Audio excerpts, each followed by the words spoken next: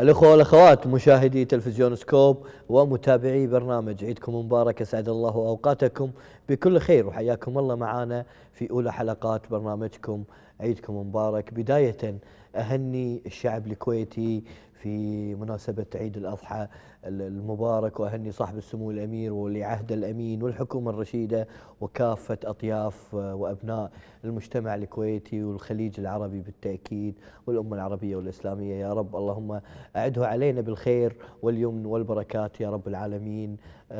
ضيوفنا لهذه الليلة ينتمون إلى عائلة فنية تضرب جذورها في الأرض في أعماق تاريخ الفن الكويتي، ينتمون إلى أسرة نقدرها ونحترمها كلنا في الكويت، ينحدرون من ذلك الشخص اللي أحبه كل الكويتيين وعشقه كل الكويتيين. ضيفي وضيفكم لهذه الليلة المخرج الرائع خالد المفيدي وزوجته المذيعة المتألقة غادة السني. خالد أسعد الله مساك وكل عام وانتم بخير. مساكم الله بالخير وكل عام وانتم بخير وعيدكم مبارك. وأحب أهني أبونا سمو الأمير الشيخ صباح وولي عهده الشيخ نواف الأحمد الصباح والشعب الكويتي والحكومة، ونقول لهم كل عام وانتم بخير، وإن شاء الله دوم يكون العيد عندنا بخير وستر لهالدولة الحبيبة الطيبة، دولة الكويت وللخليج والأمة العربية والإسلامية بإذن الله. اللهم آمين.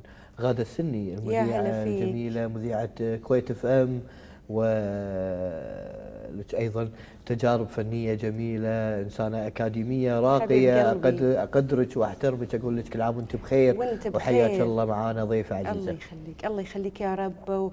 وأول شيء أبي أوجه تحية لجميع المشاهدين اللي قاعد يشوفونا الحين، وأقول لكم كل عام وأنتم بألف خير. ماكو تحية خاصة للبحرين؟ وتحية خاصة طبعا وكبيرة وعيدية هالكبر حق أهل البحرين، يستاهلون أهلنا أهل البحرين. بداية دائما البرامج اللي في العيد يكون لها روح الفرح، ينبض فيها يعني القلب السعيد دائما. بس احنا ما راح نطول بالاجواء لان انا عندي اسئله وايد راح تكون وياكم، بس بسالكم بدايه كم سنه صار لكم زوجين، او العيد هذا رقم كم بالنسبه لكم وانتم زوجين خالد؟ احنا 13 سنه زواج. بس قول ما شاء الله 12 شيء. احنا تزوجنا شهر هي بتزيدهم ها. اي لا هو بالضبط 12/6/99 12/6/99 واحنا الحين تقريبا يعني 12 سنه ونص. ونتاج هذا الزواج الجميل ما شاء الله. الحمد لله، عندنا الوليد الله يحفظه عمره 10 سنين، وعندنا احمد 8 سنين. وايضا لهم ميول فنيه راح اتكلم عنها في محور خاص يخص ابنائكم. ابي اول عيد ويا بعض تذكرونه عدل؟ طبعا كان عندنا في البيت يعني احنا معروف، يعني معروف كان عندنا عاده العيد هذه لازم من بعد يعني من بعد الضحى نبتدي نتجمع ببيت والدي الله يرحمه. الله يرحمه. فنتجمع عند الوالد والوالده لأن لازم الغداء يكون عندهم. فنبتدي عاد بعدين بطقوس العيد اللي هي لها رونق خاص. كان يصيغه الوالد الله يرحمه بطريقته الخاصة، أعتقد يعني كانت فريدة من نوعها يمكن في العالم الإسلامي يعني كله. يعني كان في طقوس معينة عمي الله يرحمه كان يسويها، وكانت شيء غريب، واحنا الامانه قاعدين نفتقد هذه الاجواء الحين، قاعدين نحس فيها. يعني شنو الطقوس قاعده؟ اقول ولا انت تقول؟ كيف عادي نفس الشيء يقول. عمي الله يرحمه كان من قبل العيد بيوم لازم يكتب ظروف، يعني ياخذ ظروف ويحط العيديه ويعطي العيديه ثاني يوم حق الكل. نعم. فينادي اسم واحد واحد. لا بس قبل عفوا المقاطعه، يعني يحط لسته هو كامله إيه؟ عشان ما ينسى احد. ممتاز. من والدتي الله يحفظها ان شاء الله الى اصغر حفيد عندنا، هذا العائله المقربه. بعدين حتى خالاتي الكبار، يعني في خالات، يعني عندي واحده من خالاتي اكبر من امي، فمعمول حسابها بالعيديه. خوالي كبار ما شاء الله، يعني خوالي كبر امي. إيه؟ فنفس الشيء في من الجيران المقربين، في ناس من اللي شوي يصيرون لنا من البعيد اللي هم حسبة اخواننا واهلنا. حتى هذول خدمنا. بالضبط، هذول كلهم مع اولادهم لهم نصيب في العيديه. الخدم كل بيت فيه خدامه او خدامتين او ثلاث هم معمول حسابها.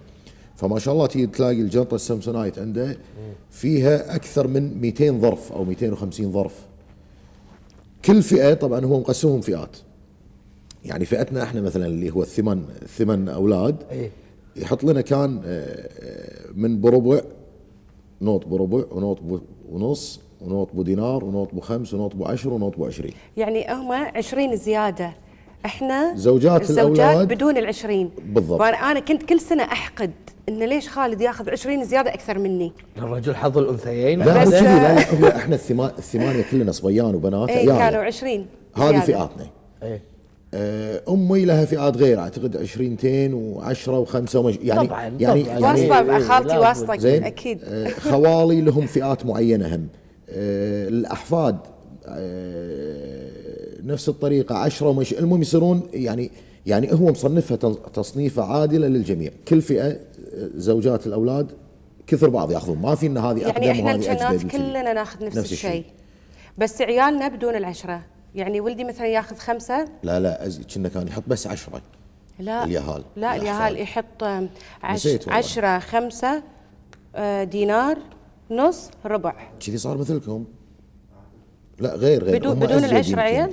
ما ادري والله. الحين بيبين الظرف هذا يمكن الكل شايفه واضح. هذا كان من المرحوم الله يرحمه ان شاء الله الراحل القدير الكبير علي المفيدي. هذا الهرم كان هذا اهداء لك في اخر عيد. هذا الظرف صار للحين 3 سنوات ما تبطل. احنا اليوم هذا تدري شنو ظروفه؟ ما اقطع كلامك اخوي ناصر. وراح نبطله اليوم مع مشاهدين سكوب. يعني ترى على فكره انا متاثره. هذا شيء حصري يعني. شيء حصري فعلا. هذا يا طويل العمر الوالد كان في الاردن وهو في المستشفى يتعالج. نعم. فحتى اخر ايام مسكين هو ما كان يقدر يكتب. فوصى اختي الكبيره اللي كانت عنده هي اللي قعدت وكتبت الاظرف هذه. فكان هو على املنا يرجع الكويت يعني انه نعم. يوزع الايادي هذه. فطرشها مع اختي وهي بس يعني لها وضعيه زين خالد، انا والله العظيم ما املك الجرأه ان انا ابطله. لكن املك الجرأه اني اقول هذا يعني من شخص كل الكويت والخليج والوطن العربي يقدره ويجله. انا بخليك انت خالد تبطله كونك انت تستحق يعني شرف هذا. انت لا انا والله وديه لانه هو ظرفه هي اللي ظلت محتفظه فيه. ظرفه راحتكم خل البطلونه خلينا نشوف شنو فيه. بتشوني انا بعد. انا راح افتح الظرف الحين وراح نتذكر ايش كثر كان بالعيديه. حلو.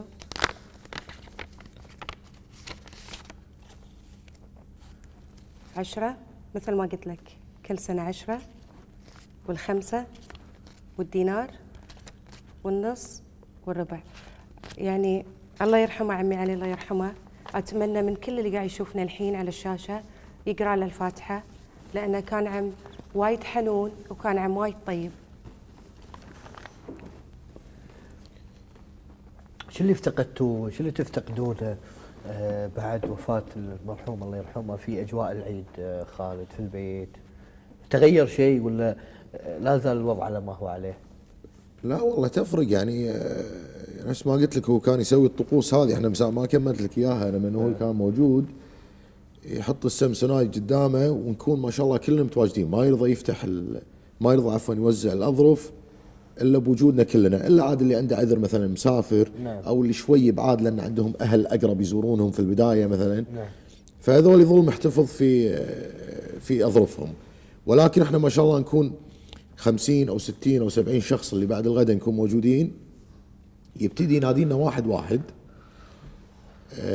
هو ينادي او واحده من خواتي او حسين او يعني المهم واحد فينا يقضب عمليه اللسته اللي عنده، فينادينا من والدتي اللي بالكبر يبتدي يمشي ليه الصغر، فينادي واحد مثلا حسين المفيدي، فعاد اللي موجودين احنا 50 60 انت عارف شخص شنو الحلو صفقة. في الموضوع؟ يصفقون. الحلو في الموضوع ان احنا كلنا نتجمع كأنه جمهور، وعمي كان يوزع العيدية، فاللي يمسك يعني الاسامي مثلا يقول كلمة مثلا معروف فيها علوكته بالعائلة. يعني كل واحد علوكته. فتصور مثلا اذا قاعد يقولون ام حسين المفيدي، شنو علوكتك خالد؟ انا ما عاد اشتغل والله ما اتذكر.